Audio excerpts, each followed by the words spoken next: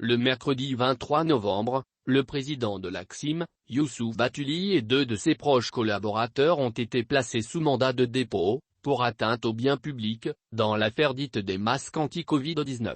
Avant d'être écroués, ils avaient passé 24 heures à la brigade du pôle économique et financier de Bamako. Après plusieurs mois d'enquête au pôle économique et financier de Bamako, Youssouf Bathily, président de la Chambre de commerce et d'industrie du Mali, AXIM, Cheikh Oumar Camara et Lamine Sako, respectivement secrétaire général et comptable de l'institution consulaire, ont été envoyés en prison le mercredi dernier en fin de journée. Le chef d'inculpation retenu contre eux est atteinte aux biens publics. Le juge d'instruction en charge du dossier en a décidé ainsi en attendant le jugement des suspects. Tout est parti du rapport du vérificateur général, Samba Lamdou Bébi, déposé sur la table du procureur général près le tribunal de la commune II en charge du pôle économique et financier de Bamako. Le dit rapport décèle des irrégularités dans le programme présidentiel Un Malien, un masque, pour un montant de 10 942 500 000 FCFA, alloué à l'AXIM et destiné à l'achat de 20 millions de masques anti-Covid-19. Les irrégularités reprochées à l'exécutif de l'AXIM sont exécution de marché d'acquisition de masques sans contrat, 9 462 500 000 FCFA, paiement sans l'acquittement de droits d'enregistrement et de redevances de régularisation, 37 087 500 FCFA. En outre, l'AXIM n'aurait pas fait déposer dans les banques, conformément aux dispositions de la Convention, 6 500 000 FCFA par le directeur du Fonds de garantie du secteur privé.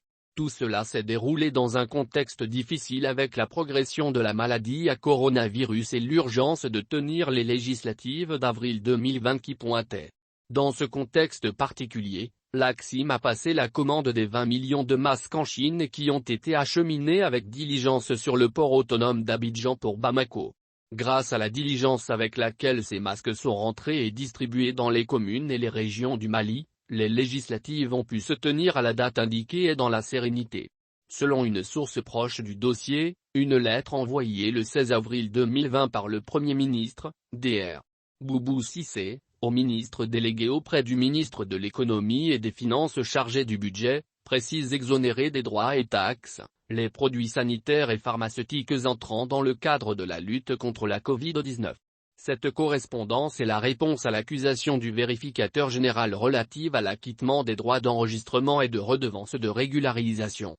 Par ailleurs, selon la même source, l'absence de contrat évoquée par le vérificateur général est justifiée par la lourdeur qui caractérise le décaissement de fonds à l'AXIM. Selon le règlement intérieur de l'AXIM, les décaissements de fonds peuvent s'étendre sur un trimestre. Or l'urgence du moment obligeait à faire passer la commande et à diligenter l'acheminement des masques avant la fermeture des frontières aériennes et terrestres envisagée par beaucoup de pays pour contrer la progression de la Covid-19.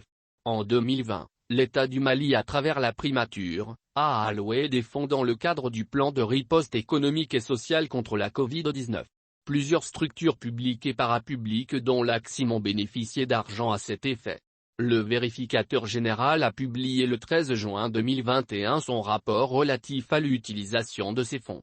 Plusieurs bénéficiaires, ministères, primatures, INP, EDM, OPAM, AXIM, le Fonds de garantie du secteur privé, hôpitaux, CHU, XRF, et Cetera, ont été accusés d'irrégularité dans la gestion de l'argent qui leur a été attribué.